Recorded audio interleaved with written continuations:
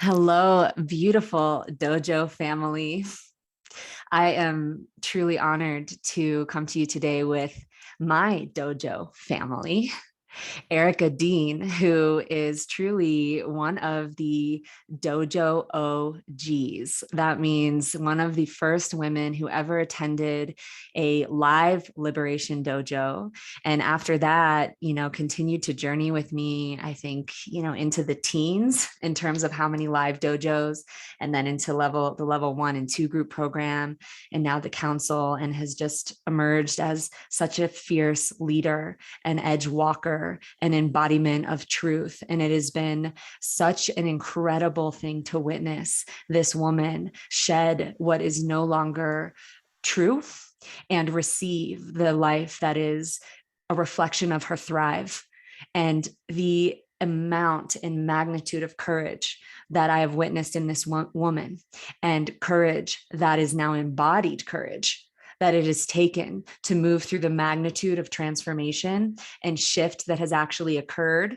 That is a reflection of the shift that has occurred internally. The external shift is reflecting the shift that has occurred internally, is why I'm so honored to introduce all of you to her. And today we're going to explore the mechanics of being an edge walker. What does that look like? How has it occurred? What is actually required to expand beyond your edges as an evolutionary being in this life? And if there's anyone that is more qualified to have that conversation, I don't know who she is, because she's sitting right in front of me. So with that, I'd love to introduce you to Erica Dean. And Erica, I'd love to just pass the mic to you and give you an opportunity to share your voice. And you just shared with me a deeper why, of why you're here and what this conversation means to you. And so I'd love for you to just share that with the crew who's receiving here, as we really invite everyone whose ears are perking up for this to slow down if you can, if you're not driving or in a quick paced moment. But as with every episode of the Dojo podcast, there is a true and real invitation to deepen in your receiving and open to the possibility that there's something that's ready to shift inside of you as a function of the catalyst that is here today, the catalyst that this conversation could be for you. So that's what I'm excited about. That's my why, is that may this conversation serve as a catalyst for even just one of the ears that are listening. May it be the perfect thing that you needed to hear in the moment that you needed it most, that catalyzes you to expand beyond a particular edge or release what is no longer true and alive in your life so that you can receive what is. So that's what we're here for. That's what I'm here for. And Erica, I'd love you to introduce yourself and share what you're here for, woman. Oh man, this feels so good to be sitting here with you, Z. First question I have to ask. What is the rules with cursing on this podcast? Oh, you can use all your curse words on this Okay, podcast. just We lay don't it have out. very So I many just rules. great. Um, the What an opportunity it is to sit in this reflection point for myself, in front of you now, a peer and a friend, a deep, deep sister. And I remember so clearly stepping into your house for the first time for that first liberation dojo, and my nervous system just panicking because there was this powerful, strong, sovereign woman inviting me into a more embodied version of myself. And the the literal panic that I experienced standing in front of you. And now to be in a place where I can have this conversation and be invited into this level of just riffing with you is it's an honor, and it's also such a beautiful reflection point for the growth and expansion that I have moved through, and like celebrating those steps. So just wanting to take a moment to acknowledge that. And Man, what is my why? My why, and for this conversation in particular, and for any conversation truly, is just such a deep joy and pleasure and um, excitement for the intimacy of the one-on-one sharing, and the the juice and the magic that can be created when two curious souls come together as one to share transparently and honestly, and to be with another woman that I know is going to take full accountability of the shifts and the movements that they experience as they may be pushed upon. Like there's no more exciting place for me to Yeah. be. And so I trust so fully that these type of conversations have such a truth to them, Mhm. and I trust myself to be able to show up and be honest. So Let's do that's it. Let's do it. Yes to that. Yeah, I really love what you're sharing around the energy and the alchemy of two empowered individuals. And I would say all of us are always receiving more opportunity to receive more of ourselves and more of our power. The nature of being human is that we are evolutionary beings. The nature of being a human in a body is that we're literally the edges of your body. It's like this infinite spirit inside this edgy, literally like that, uh-huh. hitting the edges of your form. So inherently in moving from limitlessness into a limited finite form, and then Mm, learning how to express the truth of your soul, which is that which is limitless, mm, through the finite form of the body.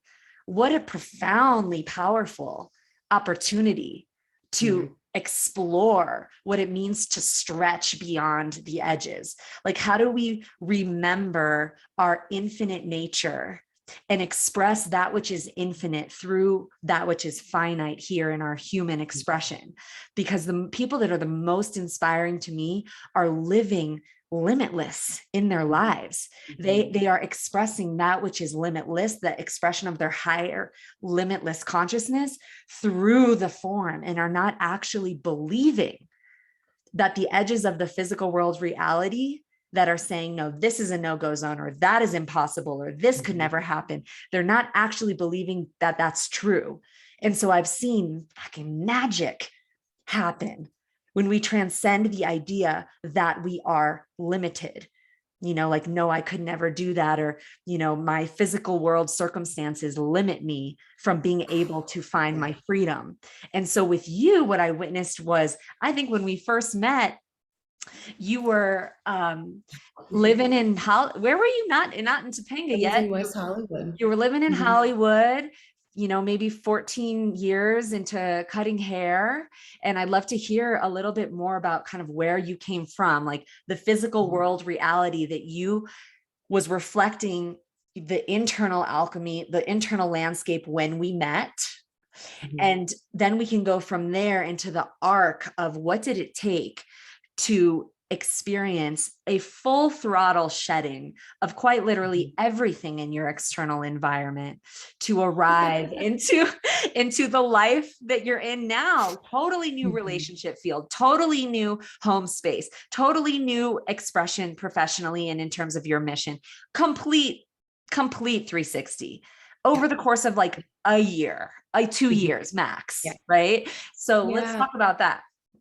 And it feels as though it happened in about, 2 years, but it was a journey. And I would say the moment of, like, waking up, because I truly believe that every single human that walks this planet has this little voice inside of them that is constantly reminding themselves that there is more connection, there is more depth, there is more truth, there is more harmony, there is more Mhm. love, there Yeah. is more expression. And it's our responsibility as individuals to listen to that voice over the noise of the rest of the world. Mm. And there was a moment, and it was catalyzed by an incredibly painful breakup for me, an incredibly painful and confusing breakup that I experienced about 5 years ago. And it was in that moment that everything else around me seemed to quiet down for the first time, and that little voice inside of me was telling me that there is more to this life than what you are experiencing. There's a different way to approach pain, there's a different way to approach your past, there's a different way to approach love. And but I didn't know what to do with with that new voice that I was hearing. And so I started in such a state of desperation. I I reached out to every possible outlet available to me. An incredible therapist, breath work, meditation, tarot card readers, astrology readers, human design, all the things that could start pointing me in the direction that I knew I was meant to be going into. And then, over the course of all of those different modalities, kind of started to fine tune the ones that felt most true for me, and really starting to shed the ones that didn't feel as necessary for me to continue on with. But so grateful for all, like being in Los Angeles. Oh my gosh, there's so much available to you as soon as you start to listen to that voice. So grateful for all those different modalities. But it was just finally starting to listen to that voice over all the limiting beliefs that I had held on to for so long. Um, So what came up when you first started listening to that voice, and then you experience, okay, a mismatch in your physical world reality, right? So that voice is saying there's something more, which to me says, oh, okay, there are things here that don't feel like a match to the next expression I'm seeking. So what did you do? So you started working with different modalities and found the ones that really worked for you. And so on the inside, what did it take for you to sustain the energy long enough to break through? Like, what did that first breakthrough look like? Because there's a thing where it's like we start to do the inner work, and then because it can take time for the physical world reality to transform as fast as the inner voice or the spirit comes in. There's a devotion, there's a fortitude, there's a commitment that is required to sustain action in alignment with the knowing, the voice you're describing, long enough for the breakthrough to occur. And so I'm curious about how that action occurred to you. Were there times where you were just like, I want to give up, this isn't working? Or like, what did that first kind of big breakthrough look like, and how did you get through that? Great question. I think that the first real internal step that I had to begin taking, in order to start moving in the direction that I knew that my heart and spirit wanted to move into, was beginning to take full ownership of the life that I was in, and Yeah. getting out of victim consciousness, getting out of lack consciousness, getting out of pointing my finger to my external circumstances and saying, it's your fault that I went through this breakup. It's your fault that I was treated this way. It's your fault that I had this childhood. It's your fault that I have these patternings. It's your fault. I mean, we can point our finger outward for as long as we live if we choose to do so. But there was a moment that I realized that in order to really start shifting and really start moving into the right direction, I had to start taking that finger and point it in, and understand really on a cellular level that I am the creator of my own reality. And that changed everything for me. That is really the moment when I started to have more, it's not even control, but for lack of a better word that's available to me right now, it gave me more control over my own growth, expansion, healing, experience, life. Mm, mm. Yeah, I feel you right there. So in the time where you felt that, right? So it's like almost, because when we're in victim consciousness, there is a shadow of control in it. You're actually resisting feeling the sensation of full ownership and full responsibility, which what can come with that is being hard on yourself, judging yourself like this. There's a protection in victim consciousness. Really. Right. Yeah. And so we often, when we're protecting ourselves, we're in control. Right. So for any ears listening, first of all, being in protection from my perspective deserves compassion, even if that protection is showing up as the control of this is happening to me. How could this person have done that to me? You know, I have not enough resources, so that's why I can't do this thing, or this job is not right. My boss is this and that and da da da da da da, but I can't leave because of this other reason. There's all this blame and looking out as to why you're in a circumstance that you don't like, versus actually looking in and saying, wow, like I'm creating this. There's a reason on it from an evolutionary perspective that I have innocently, very likely unconsciously, created myself into this life circumstance that has come from fear or lack. And now I've become aware enough to recognize I actually have the capacity as a creator to break free. And if I'm going to do that, what I'm hearing you say is I have to take full ownership actually first of what's here. I cannot get to what's there, what I actually desire, if I'm not in full ownership of my participation in what is here. And when I hear you say that, what I feel in me is just that first moment of like, not only like, fuck, like where that self-judgment can come on, but also the like, holy fuck, like, how do I get now? How, like, how do I, then it's a lot because you can feel suffocated. Physical world reality matter is quite dense. It can feel quite dense, especially if you're out of alignment. Right. So from there, so I see you take responsibility for what's here. Did you feel any of those layers of like, oh shit, now I've got a mountain to climb up kind of thing? And like, how did you navigate that?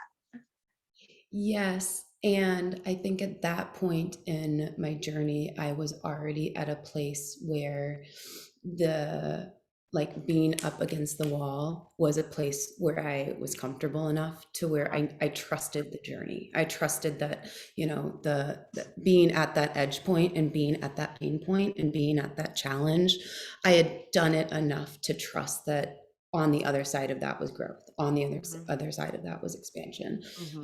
And so what would you say though? yes. What would you say to the ones who haven't? Because I hear you earned that trust in life by doing it many times and seeing that it worked. So if you rewind, I'm curious, what would you say to the ones who, like, if you go to the first one where you hadn't earned that trust yet, what would you say to the ones who actually are like, okay, y'all, but like, it sounds like are you sure? Like that could be bullshit. Like they don't actually have the embodied trust online all the way yet, but are right at that edge, like you described, back up against the wall in full ownership of, wow, what's here is not my yes. And I believe that I could create something different. And I'm terrified. And I actually feel like I'm jumping off a cliff without a net. And I don't know that it will appear yet. What would you encourage for those individuals? Oh, going back to my first couple of like, oh fuck moments. Yeah, that's what I mean. Truly, I think that it came from such a place of exhaustion, such a place of like truly looking at my real world reality in that moment and knowing that I didn't have to feel this much pain. I didn't have to feel this much frustration or insecurity or rigidity in my physical body when I was in front of people. And it was really just trusting that there was something better on the other side of that. And so it does first start as just a blind trust before you have that reference point for what it feels like to move beyond the edge. It requires a blind trust in yourself. Ooh, that's good. So it's like, are you willing, have you arrived at the point that you're willing to just trust that you could trust? And then if you trust that you could trust, even if you don't believe actually yet that the net will appear, could you just believe that it's possible if you leapt, that you might believe? Do you feel like that shift? I feel like that's what you're describing. And I actually really resonate with that. It was like, for me too, when I first left the sports agency business, my whole ego identity structure was tied up in it, but I was literally closing the windows of my office in Beverly Hills and crying every day.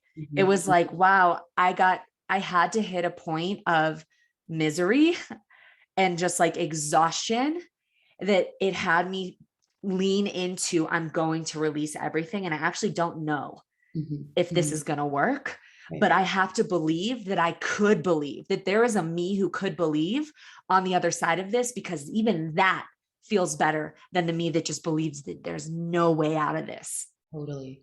And I do think that, like, I by no means want to wish anybody like that rock bottom point, No. because it sucks. We all know Yeah. what that feels like. Mm-hmm. But there is so much beauty in that moment that it's like, again, I hate saying this in a way, but when you look at your reality and you're like, whatever is on the other side of this is better than what I am in now. Yeah. I trust that to be true. And even if it gets a little bit muckier and ickier and muddier before it starts to clear, I trust that it's not this. And Yeah. when you know that it's not this, then you must take action. Yes. And so it's that blind trust. Mm-hmm. So that feels clear for all the edge walkers that are listening, the ones who are stepping into, and especially across a very big threshold at this time. Life, the evolutionary process, she relentless, and Mhm. if you're listening to this right now, I imagine that you are passionate about your own evolutionary process. And even those who are further along on the evolutionary process, like the you who is sitting in front of me now and me sitting here, I just went through a massive release last year. You know what I mean? Like the evolution, what's going to actually serve the evolution of the soul in its highest is going to, you will attract it into your field as a creator. And the more that we can hold the Mhm. perspective of, oh, this makes sense, I see that why this is happening for me, the more lubricated and rapid the actual receiving can be, even amidst a massive release. So I'm curious about now, as your life started to transform. So you hit that first moment of, yeah, it's not this, right? So just the recognition of not this means there's something even a higher timeline for you. And so then you started just taking steps into that higher timeline. What was like, how fast did it happen? What did it look like? When did the biggest shifts start to occur in your home life, in your professional life? Like, what started to catalyze that? And what did that look like actually on a tangible level? Well, I think before I skip to like that big moment of shift, I also want to speak a little bit of life into another really important kind of phase that I went through, and that was um, beginning to see that the patterns and the life that you were creating, not only are you like, it's not a letting go of those patterns, it's not a letting go of, it's a reclamation of all of the parts of yourself that has caused you to act in the way that you have been acting for so long, choosing the relationship that was toxic, staying in the job that's not serving you, living out of purpose, not speaking your truth. All of these mechanisms are so powerful. And it was starting to really slow down enough so that I could see that all of that patterning inside of me were versions of myself, younger versions of myself that were acting from a place that had expired, but they were caught in a timeline that was not up to the current date. And so, like you were speaking into a little bit ago, having so much compassion on myself as I was bringing awareness into my patterning it was such an important piece, because that really broke the shame. That Mhm. broke you cannot move through your own pieces if you're living from a place of shame, because it takes your vision away from the exact thing that you're supposed to be looking at. And Mhm. so when I started to see that the bad, and I'm air quoting, the bad patterns that I had, the drinking in the capacity that I was drinking, the choosing the wrong relationships, expressing sexually in ways that didn't feel aligned, um, that those were defense mechanisms that I had created along the way in order to achieve this illusion of love, acceptance, X, Y, and Z. Yeah. And so just not wanting to bypass that step because Mm, I think that it was a really, really important part of that first stage of my evolution, was to begin looking so compassionately at the ways in which I was showing up for myself. mm. Bless. Uh, Thank you for bringing that. That piece is central, and I would like to name that it's central not only for the beginning steps of like breaking free of more of like dense patterning, and it's not breaking free of the patterning, I agree, it's embracing and having compassion for mhm, the versions of yourself that are expressing those patterns, because they're coming from a response to a deeply wounded place when you didn't actually have the tools. That's the only reason the protections would come in. So as we develop the tools to actually be with ourselves in the space of some of these very uncomfortable emotional experiences, we actually no longer need those aspects that are in protection, but to actually like judge them or shame them. That's not the way towards healing. Love is always the way towards healing. Compassion is always the way towards healing.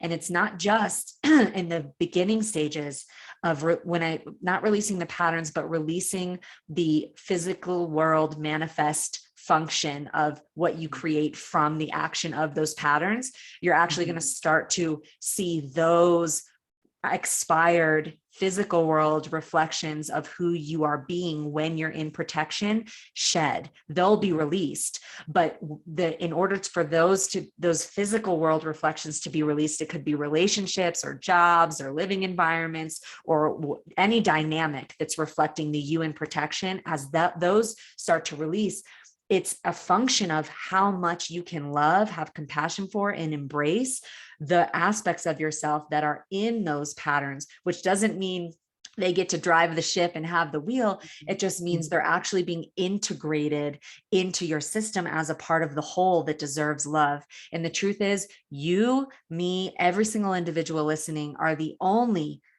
individual on the planet. You are the only you that actually gets what it is that you have been through. You are the only one. There is no healer on the planet that can get inside of you the way that you are. And that compassion is a function of that. When you really get you and you look at you from a bird's eye view and you actually see the little child, the teenager, the 20 something who walked what you walked and went through what you went through, you would see a woman, a man that deserves love, respect, forgiveness, compassion. It would make sense to you why they go into fear or jealousy or control. You would just want to embrace them and say it's okay. That's what we have to do. And that mechanism is essential from my perspective. In the very beginning, that's like the release hatch. And now all the way through, I imagine all the way through, if Oh unless yeah. you're a perfectly enlightened being that never goes into a shadow pattern, you will still require the absolute liberation technology that is your own compassion coming from you inside out. And so practicing that tool, I think we're starting to kind of see, oh, liberation technology 101. This compassion, if you're going to look at what it looks like to expand beyond your edges, this piece essential. Put it in your toolbox and make it a practice. So what does that practice look like?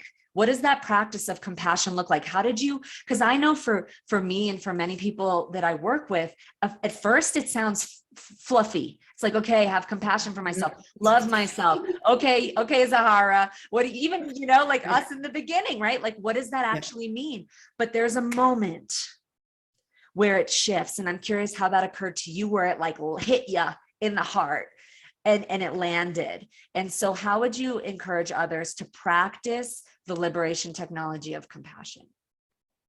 Yeah, another great question. The man, it can it can sound really fluffy, and it can almost sound there's a big difference between like the toxic positivity that we hear a lot about in this kind of the wellness space, where it's just like everything's good, and Yeah. it's coming from a different energetic field than that. Mm. And I'll share a story when I first felt this come online in a very real way. I had been, I'll share it quickly. I had been very platonically building a relationship with this man that I had a lot of trust for, and over the course of time, like I was really feeling like I was being seen in this new evolution that I was going through, and he invited me to go to dinner and picked me up, and we had this really like incredible, like deep share space over dinner. And then when he brought me home, and there was no attraction there. There was no attraction or desire to create anything romantically. And when he dropped me off, he kissed me, and I kissed him back. And I was able in that moment to pull back and be a witness to what was actually happening in my reality. And I heard this voice inside of me say, because I felt the urge to pull back, and I heard this little voice inside of me say, we have to take what we can get. Mm. And it really, I could identify that this was such a young version of me that was so afraid of being alone and so afraid of being abandoned, that she was so willing to put herself in any romantic situation and accept that as her truth, because she was so afraid of loneliness. And so I pulled back right away, and I, respectfully got myself out of the car, and I went into my house, and I broke down, because I had realized in that moment that I had let this little girl who had faced off with her own real abandonment in that timeline and real type of fear in that time. I kept giving her the keys to this like grown up life and allowing her to steer. And so hearing that voice so clearly, and then being able to pull back as a more evolved and healed version of myself today, was able to speak directly to her and say, oh my God, baby, we don't have to accept this. We don't have to pick up scraps. Oh, I am so sorry that you have felt this way for so long, and I am so sorry that I have left you in charge of this very big life that we're living. What do you need from me today? What do you need from me today in order to know that I've got you, to know that you're safe? And as I started to open up a dialogue with this younger version of myself, she began to speak directly to me, and it became this trusting relationship between me, the me of today, and the younger 6-year-old. And over time, she started to let go of that defense mechanism. She started to stop telling me of today that I needed to accept all of, any relational opportunity that came into my field, because she trusted me. Yeah. She trusted that we weren't going to end up in loneliness, because I've got me. Yeah. I've got her. Mhm. Oof. Powerful share. I can imagine Mhm. so many listening can relate, and it's such a powerful skill set to be able Mhm. to locate when these different aspects of ourselves are coming up that are really coming from younger places and wounded places. And that actually reminds me about your IFS work, the internal family systems work Mhm. that you facilitate. And I'm curious if you could share just a little bit more about that and how that has impacted not only your life, but also the way you facilitate, for anyone listening, because I'm definitely hearing a lot of the parts work in your share. Yeah. Yeah.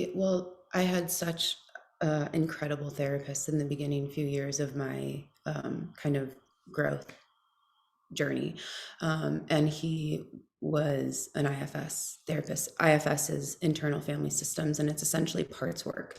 And when you're taking it from a more like a therapy route, then like, because in our work we kind of call this inner child work, and but in the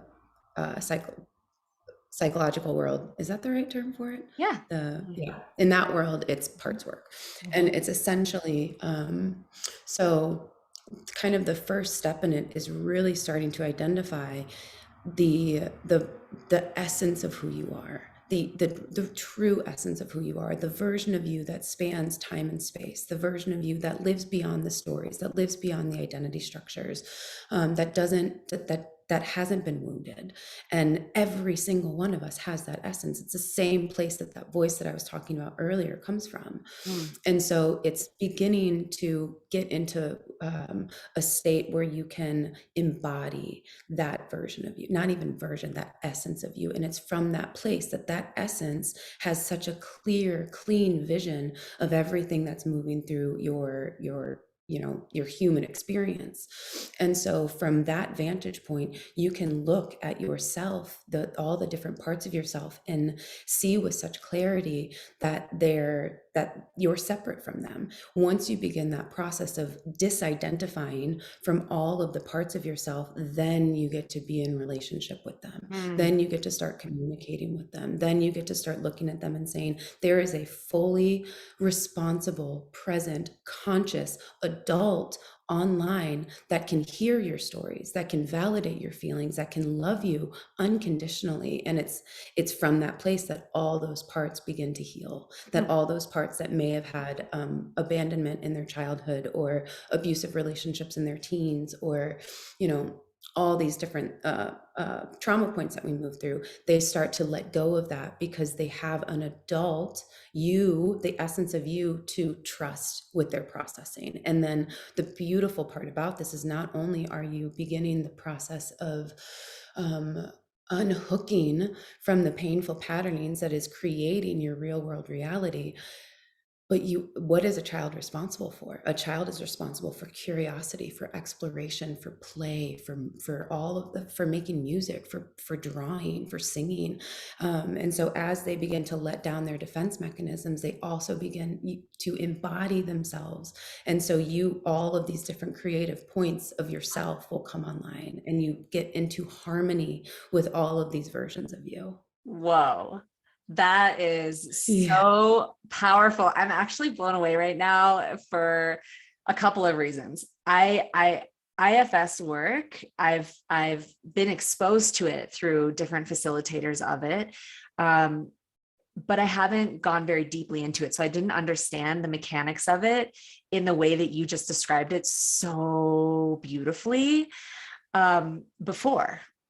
And what I'm struck by, and I don't know, my spirit is just getting off on this for a second. Like literally that's what's happening. I'm ego checking myself, but like my spirit's actually kind of getting off on this. So my apologies to anyone listening if I am kind of getting off on just the wild power of what it is to channel.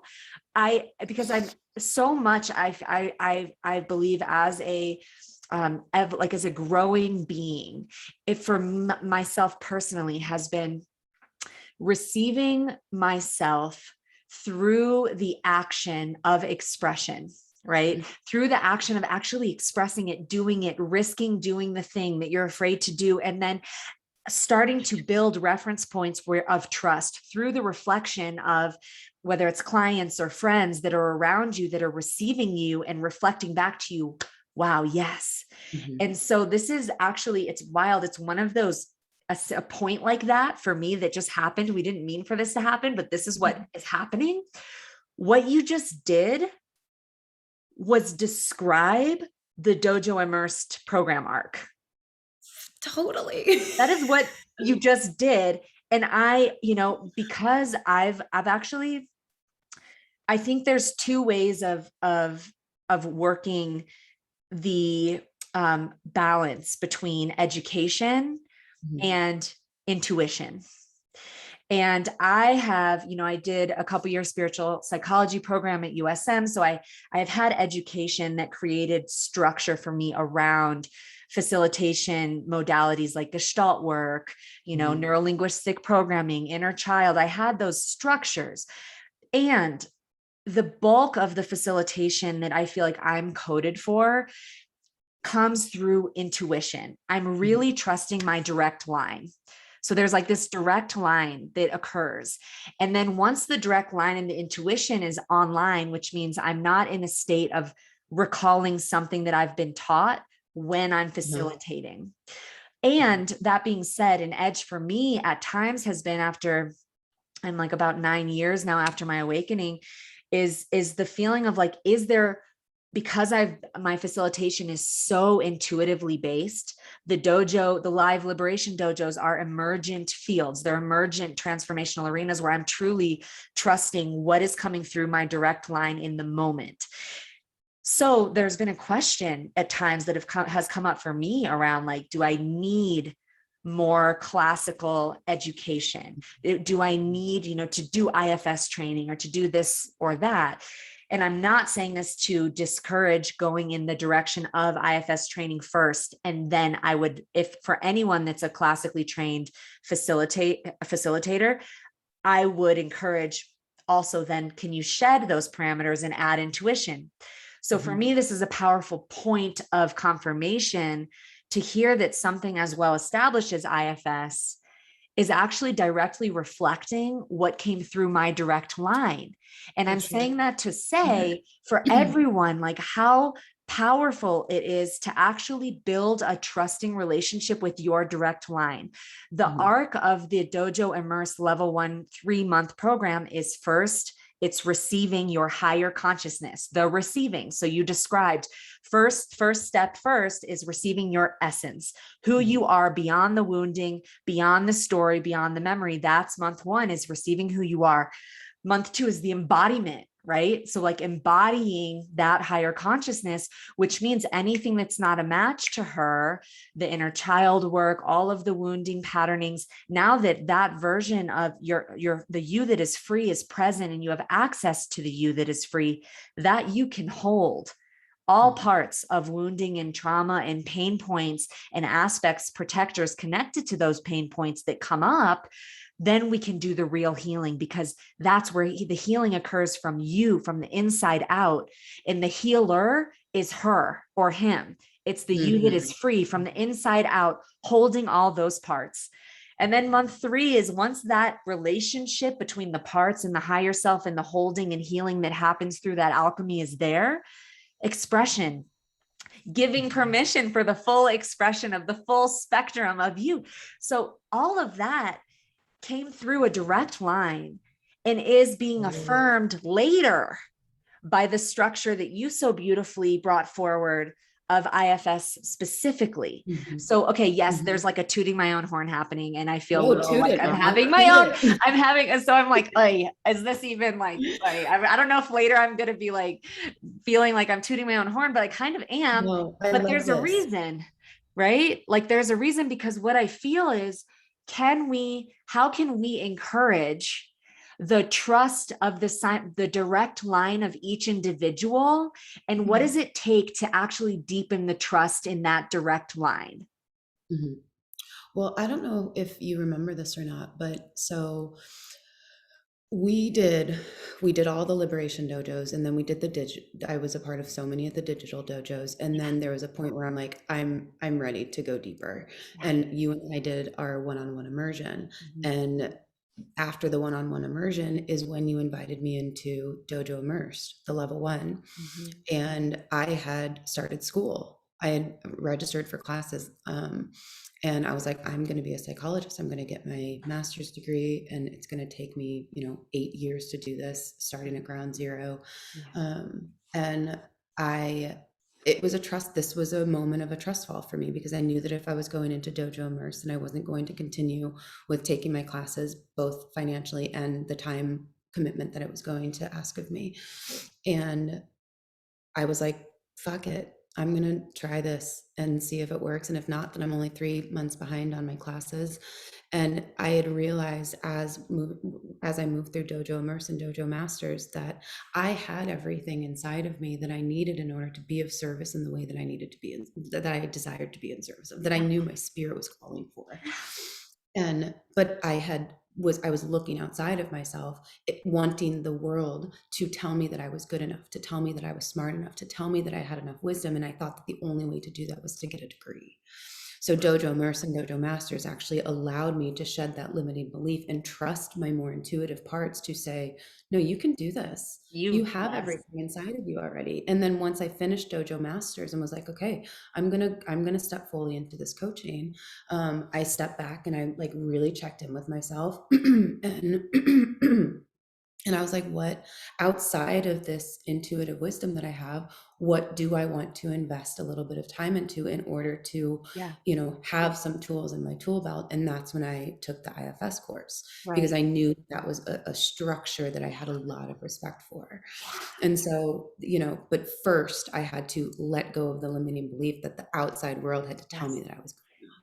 Oh, so beautiful. It's like a this and, Mhm. I feel like, I think what my system is built to buck is that it has to be this first, right? Like that there's only of a validity in in in your intuition if you have the degree XYZ. Da, da, da, da. And I went to Rice University. I've had a classical education, and there's also such a value, but this is now tricky. Now we're starting to get into some tricky territory, because this is where a lot of the shadow, I think, of the coaching industry comes in as well, where just anyone can call themselves a coach and say, now I'm doing this. And it can become, there's also like shadow territory that can become dangerous and get a little out of integrity, where we're starting to potentially hold each other in depths of trauma work, where potentially there's not a trauma informed lens, and there's a potential to do more damage. So I think it's central that when we have this conversation, there's we're pronouncing the importance of Mhm. checking in with where you're coming from. Like, are you coming from a lack of like, I want to be a coach so that I can make money? Are you coming from a place like, is it true? Like, how self-aware and honest with yourself can you be? Is it, Mhm. are you getting an ego pump out of signing a new client, and that's why you want to sign a new client? Or is Mhm. it like, okay, this actually feels like my dharma, and I do believe there are some beings on the planet. So this is not a blanket statement that I'm saying everyone should go first into a building, a cultivating a trust with their intuitive channel. And then then yes, add structures in, right? But I'm not saying that. I think it's valid that there are some beings that are very much wired to go through classical education first, and then that can become its own confinement. And there's like, okay, how can I actually shed some of my attachment to what I've been taught, and actually open to receive my knowing what I know? We're Mhm. talking about the other direction first, trusting the knowing, this is what I know, and then actually allowing, where's my draw? Is it into deeper trauma informed training? Is it into medicine work? Is it into IFS? Is it into, and then adding tools to the belt? I feel passionate about, yes, adding tools to the belt, but actually having an openness to trusting that intuition. And if you are going the intuitive route first, where are you coming from? I think you spoke something that deserves a little bit more like unpacking of it when the releasing the attachment to the identity of anything Yeah. is such an important step of becoming, of really stepping into that role. And Mm-hmm. so if we're really speaking into the ideas around coaching, this is an initiation that I really, really had to go through when I first started in my coaching. Was that at, like we had talked about, I had had a really beautiful and successful and abundant career doing hair for a decade and a half before moving into this new territory. And I identified as a hairstylist. And now I wanted to identify as a coach. And the identification of a coach was threatened by the identification of something else. Yeah. And so that was a really, really important step, was and has shown so much value in every area of my life, is when I began the process of of detaching from the identity structure of X, Mm, because then it allowed me to move with more integrity through into what it was that I wanted mm, what I felt my dharma was. mm.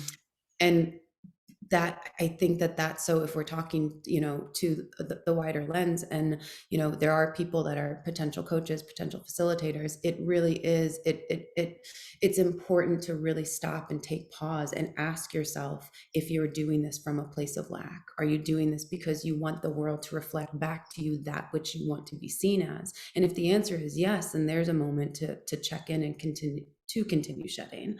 Yeah. And that's in coming from it from a place of integrity is so, so important. It's central.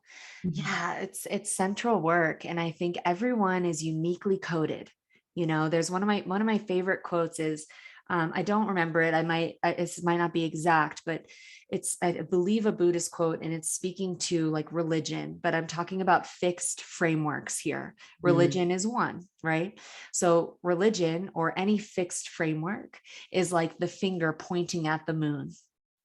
But the point is actually the moon, to get to the moon. The moon is representing love, freedom, liberation, wholeness, intimacy, connection, the North Star of the human evolutionary process. Religion, all the religions, Judaism, Hinduism, Buddhism, Christianity, all religion is the finger pointing to the moon. But the trick is to not get caught on the finger. Yeah. It's the moon. It's Yeah. the aim. So I feel like for the healing work and personal transformation work, and spirituality in general, can be very tricky and sticky to become potentially righteous about your way of doing it, and it needing to be that way, and then going into judgment, which inherently creates separation when it comes to the way anyone else is doing it. Now, across the board, I feel like there's a blanket around integrity, right? So there's an integrity. We don't want to be messy with when we're working with the hearts and the trauma and the healing of the deepest vulnerabilities of the human spirit. That's real. That's something to be not taken for granted. So we have a deep integrity. I would say we could blanket that as part of the moon that we're going for, is just the integrity that everyone individual is coming from, whether the finger is a religious finger or a spiritual perspective, or the finger is IFS or classical psychology or plant medicine work, or intuitive channeling or hands-on healing work, or whatever it is, whatever the thing is that's pointing all in the same direction. And that's connection and love and happiness and liberation and freedom. And if that finger is coming from a place of integrity and true care and radical self-honesty, because every finger, if it's in a human body, it ain't gonna be perfect. We're gonna make mistakes. I certainly have. As this ecosystem has evolved, we just went through a moment within the dojo ecosystem where I had a blind spot, and I didn't realize that there was a blind spot that was moving through me. And I had an opportunity to come forward with the women and take responsibility for my own blind spot. And my truth is that I trust any finger pointing at the same moon, that everyone deserves compassion. It's okay to me if mistakes or wobbles happen. That's a part of it. But the integrity of radical self-honesty and ownership in the journey of pointing towards the moon is where the truth lies. And I respect fingers in every direction, perspective in every direction, spiritual truth that comes from the finger over there in India, the one over there in Israel, the one over here in Rome. Wherever the finger's coming from, if it's coming from a place of true self honesty and integrity and care, and we pointing at that same moon, I'm actually curious about more of what it is that you're doing, because that means you're coded for that. Right. Right. And you're going to attract those people that are on the same frequency. We're all going to the same place, but Yeah. we're taking different paths. And I think that that's something to really acknowledge as well, as we, both of us have gone a more intuitive route Right. into our work. But Yep. the people that go the other route, there's people that are going to resonate with that more. And so Right. I think that it's so important for us to attract when we're really talking about what the core of why we do what we do, which is more healing, more growth, more connection, more Yeah. depth, more harmony, more love. And that's the why. And so if there's people that are coming at it from a more clinical approach, or from a more educated approach, or a more less intuitive approach, then there's going to be people that resonate with that Yeah. frequency, and we're all going to get to the same place of harmony, Yes. And of it's love, of all connection. beautiful. It's Mhm. all beautiful. It's all It's necessary. all necessary. That's It's true. all That's a necessary. beautiful word. It's all necessary. We're Mhm. all coded, and we all have, I feel like it's like everyone who, as we achieve more liberation, our signal goes up. And then those who are attracted to that particular signal, like if you're listening to this right now, you're vibing our signal, you know? Right. And we trust the synchronicity because we're coming from a place of integrity and check ourselves. This, we can trust the women and men who show up in our field are actually a match to be served by the medicine that's coming through these channels. And then as the more liberation flows through our clients, their signals go up, and then they become their own attractor fields to attract more beings that they're meant to serve in whatever way is true for them, you know? And I will say, witnessing you, it was really cool for me to hear that story and be reminded of that there was a split timeline there for you, where it was either the more clinical classical education route, and then or the dojo route. And you took the dojo route, which was also life organizing itself to create that spot for you in the program. And when you said yes, I knew that it was a full fuck yes match. And to witness you open up your channel and listen to your direct line, and the way the sisterhood of women that we've created actually share through each direct line signal, and the amount of potency that comes through that channel, that's actually not coming through something that you've necessarily been taught, but it's through the channel is coming through something that you're receiving in the moment, has been so magical and beautiful to witness. So I just want to acknowledge you in that and affirm my support of you as a facilitator and as an incredible sister and friend and leader in the dojo community, that you've just been walking side by side and believing in this way as much as I do. And that just has meant the world to me. So really honoring you in the way that you serve, Mama. It's powerful. So what I'd love to transition into now. Huh? I just said thank you, Z. Oh, yeah, you're welcome. I think we had a little service glitch there. So, but yeah, what I would love to circle into is, you shared earlier, you know, before you get into like where that biggest breakthrough happened, right? So I want to circle back into your journey and when you really felt your physical world reality transforming to meet the magnitude of expanse that has happened inside over these last couple years. And then from there, I'd love to talk about what is actually happening in your occurring world. What is it happening in your occurring world that is affirming the liberation you've achieved inside? And what are you learning currently? Like, what is your current leading edge expansion and learning? And I know I'll let you take us there, but there's so much aliveness happening in your life. So I would just love to hear how that's occurring, where that breakthrough happened, what it looked like, and what's occurring now. So I think that it was when we did our one-on-one immersion back in August of 2020 is when it was so interesting and so beautiful and so kismet and that my life had already started to do this really beautiful shift. The salons were shut down. You know, the pandemic was in full force. I wasn't working in the place that I had always worked in. I had a lot more freedom and time. I had just signed a lease on a house in Topanga, which is so different from Hollywood. For those that aren't in Los Angeles, it's like moving yourself from the center, like the mecca of the city, into like the woods. And it was after our immersion that I really started to see my real world reality beginning to shift, and seeing that the literal container that I was in my apartment in West Hollywood was closing in on me, and I was getting too big for the container that I had chosen. And it was such a beautiful moment to step into this home that I'm in now, and step in the community that I am now, and see myself expand in lifetime, because the container was bigger. The actual container of my life was expanding to meet my physical edges. And then Dojo Immerse started, and all, you know, meeting the women and dropping in with all the women, and just the quantum leap after quantum leap, and the plant medicine journeys, and everything that I was saying yes to. It just that's when my real world reality really began to shift. And I never went back to the salon. I never went back to that kind of life that I once knew.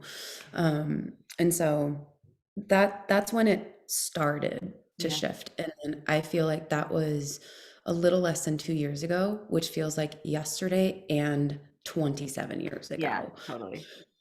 So, man, what was your other question? Yeah, Um, it was. And so now what's occurring in your world that and actually just to create a little context, how long between that like rock bottom moment that you described where you were just like, I will not suffer like this anymore. And whatever I know that's not here is gonna be, I'm willing to trust that I could trust is over there. I'm gonna do it.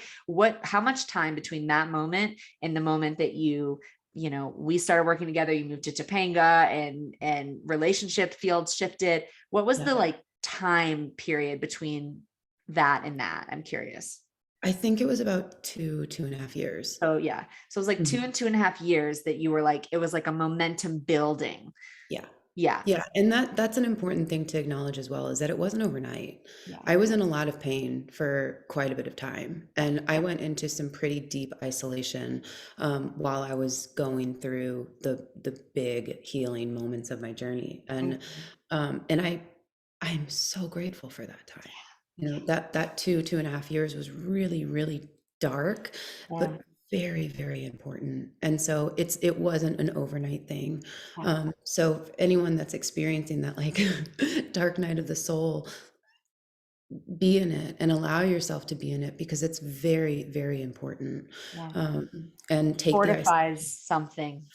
for real. Yeah. And that isolation, because as you start to let go of those patterns, and as you start to let go of the identity structures that you had held on to for so long, your real world reality is going to shift. And so the friends that you've had and the work that you do and the things that you have been enjoyable for so long are not going to feel like a match for you. And so it does take a little bit of cocooning in order to come back out the other side and claim now which is a match.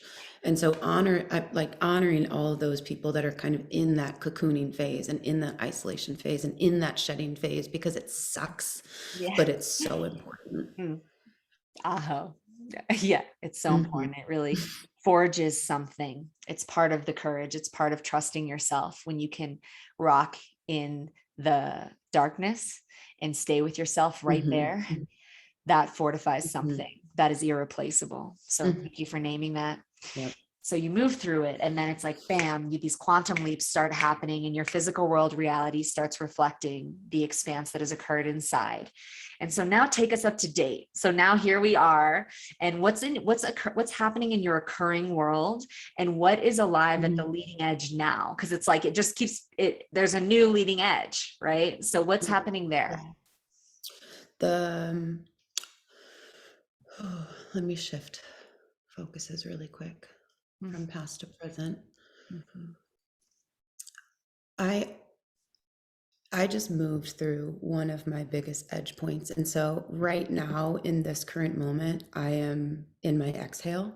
Like sometimes they last a day, sometimes they last an hour, sometimes they last a week. And I'm in like a really beautiful exhale right now. The I am in such beautiful relationship. Zahara, you have been with me on this journey. And so I don't even truly know how to unpack the complexity of this most recent edge for me. Um, but it's what's most true, Yeah. in the sense of like, it's what I've been facing off with for the last 5 months. And so um, unpacking the complexity feels a bit. Let me just stop for a second. Yeah, Ground in. totally. Yeah, tune into what you feel is most alive at the edge and what could be what you've received through moving past it and through your own process, even if it's still in its unfoldment, that might Mm. be valuable for other women and men who are experiencing a similar edge around intimacy. Man, okay. So the relationship is something that it would be really beautiful to move into, if we wanted to unpack that in lifetime. What feels like my leading edge at the moment, which has um, affected the surrendering into this love that I'm experiencing now, is the holding on to my identity structures and beginning the process of really releasing them. That is the edges that I've been moving through, and that is the edge that I continue to move through. When I first started dating my partner Tom, uh, it was about a month into it, and I call it my first brain breaking session.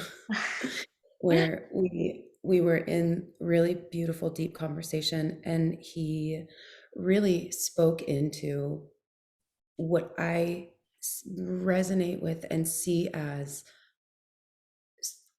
a direct source to the deepest truth, which is what it's not dissimilar to what I was speaking into earlier around the essence of who you are.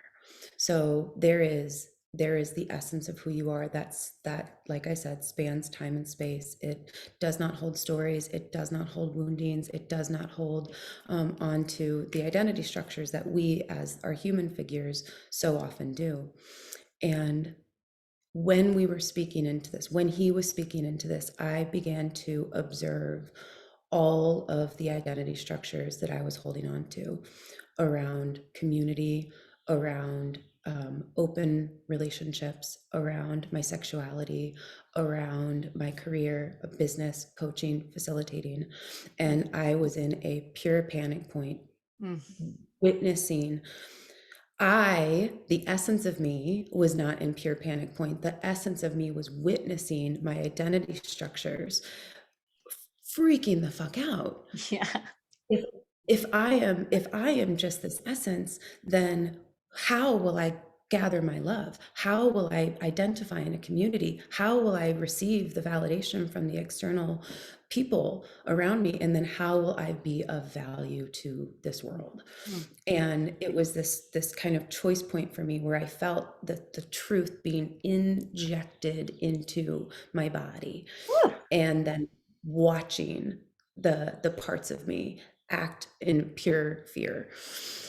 So Can you speak a that little was more? kind Can you speak a little more just like precisely about what is the truth that he injected into your body? So we don't necessarily, because we want to try to stay around an hour, because I can yeah, feel yeah. this might be our next podcast episode where we Right, really go right. into it.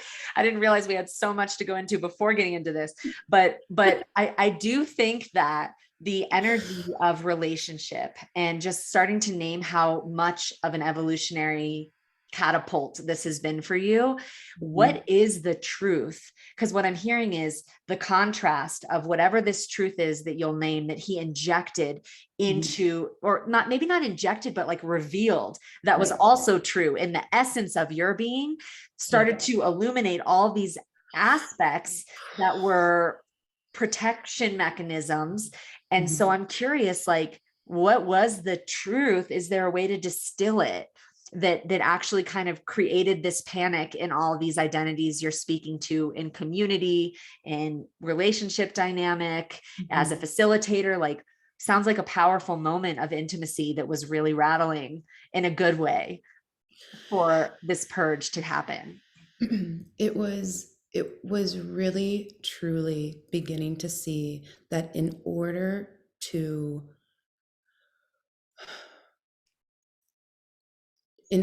show up truly authentic, not just in this relationship, but in every area of my life, an authentic expression is the only way to truly receive a genuine depth of connection. Mm, If you show up inauthentically, then you are actually blocking yourself from the opportunity to authentically connect. yeah. In order to show up authentically, truly authentically, and to be received in that way from a partner, from community, or from anybody, you need to begin taking ownership of where you are being inauthentic. Mm. Damn. Yeah. The inauthenticity can come so innocently, Mhm. just like we were speaking into about the parts earlier. Yeah. There were so many ways where I was showing up inauthentically because I was holding on to identity structures that had gotten the approval of the people around me. And it was, I was beginning to see how, in order to truly feel love, truly receive all of myself, truly connect, I needed to begin shedding those identity structures. And to begin shedding those identity structures, you really need to be in a place where you can hold yourself in the void. Mhm. And so that was the brain breaking. And Wow. that was the beginning of that was like the beginning of the me stepping into this authentic depth of connection with another human. Mm. We could, you know, Yeah. I don't know how much time we have Yeah. left. We're starting to come into the close now, but yeah, there's a lot in there. There's a Mhm, lot in there, I think what I'm hearing and what you're saying that I think can be the beginning, of further conversations around this is, mhm, and I fully agree and resonate with this, and I can see how igniting that reflection was from a man mhm, who you're building trust with and choosing to trust on that mhm, depth of level and devotion and like everything that's bringing up, and how that mhm, illuminated in every category, whether it's community or facilitation or relationship, where even in subtle ways out of protection there's any mhm, level of inauthenticity, and that becomes so up right at the surface. I can feel just how mhm, overwhelming that can feel to see for the very first time. And mhm, this is like pointing at the profound power of relating, of devotional relating, which was your intention for this year. Going into the new year, your word was devotion, mhm, and that witnessing what you've called in and what you've stepped into, and the way that it's brought up contrast for you has been like profoundly extraordinary. I really feel the expanse and the way you've like taken the catalyst and sat with yourself in the void of the shedding of those old identity structures, and upgraded every aspect of yourself to move into alignment with the commitment to be authentic, period. mhm, And if mhm. we leave Yeah. everyone listening with that, the commitment to be authentic and the willingness to be radically authentic and transparent with yourself first around where you are not being authentic. It's subtle, people pleasing, walking on eggshells, being in control. Like these are all expressions of that. And so I think that's a really powerful thing to presence. But I feel is there another piece that you want to Yeah, bring in? yeah, there's just one more piece that I Yeah. feel is really important if we're just going to kind of leave it at this. And it was in that moment that I really began to um, ask myself, in those moments of inauthenticity, in the taking ownership of where I was holding too firmly onto identity structures. It's such a simple question, but it's such a powerful one, is what am I afraid of? Mm. Fear is what lives in, like, fear is what asks us to show up inauthentically because we're afraid of losing the person that's in front of us, because we're afraid of being abandoned by community, because we're afraid of being abandoned by anything. We're afraid of loneliness. We're afraid of rejection. We're afraid of abandonment, of embarrassment. And so when you really begin to ask yourself and answer yourself in full transparency, what am I afraid of right now? What is the fear that is the fuel to this inauthenticity? You really begin to see how that fear is illusional. Yeah. And it's in that conversation with yourself that everything can begin the process of shedding. Mm. Mm. Mm. Whoa. What a way to leave it in terms of actually illuminating what it means to face off with an edge, period. Mhm. It's that Mhm. on the other side of it is a fear of feeling something. Mhm. And so this is an opportunity, I think, for always, each one of us to stay radically honest with ourselves about specifically what we're afraid of and where in our lives we're acting from that fear. And if we catch ourselves Mhm. in that, the last thing we want to do is judge ourselves. And if you do judge yourselves, let's not judge ourselves for judging. That can be its own. Right. But rather actually move into exactly what Erica named earlier: compassion, and the compassion in the void, compassion Mhm. in the release, compassion in the shift, Mhm. compassion over and over again is exactly where that mechanism starts to heal. Right. And then we can Mhm. find truth and authenticity in that way. Erica, my love, there's so much more. There's so much more. I feel like we could talk for 2-3 hours on this Totally. podcast. There's so much more. There's so much. And I just really want to honor, there'll be more opportunities to have you on the podcast, and for us to continue the journey and the exploration specifically around all that's unfolding with you and Tom in the relationship field. And I just feel so grateful for what you are bringing and what you've shared today. I think we've given some, really important codes around the evolutionary curriculum that occurs when you're really living your life right at the edge. So, with Mhm. that, I would love to invite you to share how everyone listening can access you and work with you. Are there any websites and contacts and opportunities to go deeper? The best way to get in touch with me is through Instagram. The LOL, I don't even know my handle. So I'm not very active on Instagram. That's something that is an edge for me if I'm just speaking directly into my own edges and finding my authentic voice on that platform. I'm on it and I go and look at stories and do the things and check my DMs. But if you're going to my page, there's not a lot there, but that's okay. Okay. But it's Erica, Erica dot soft landings, and that's my Instagram. And then there's a link to my website on my page, which is www.soft-landings.co. And either of those are great places to get in touch with me. Mm, Beautiful. Thank you so much for being with us, my love. And thank you to all of the attentive ears that are listening and receiving. We feel so grateful for your presence and your attention today. The deepest why we do this is for the space of connection, for the opportunity to grow and evolve together. And I deeply, deeply honor each one of you for living your life right beyond the edge. Thank you for being here.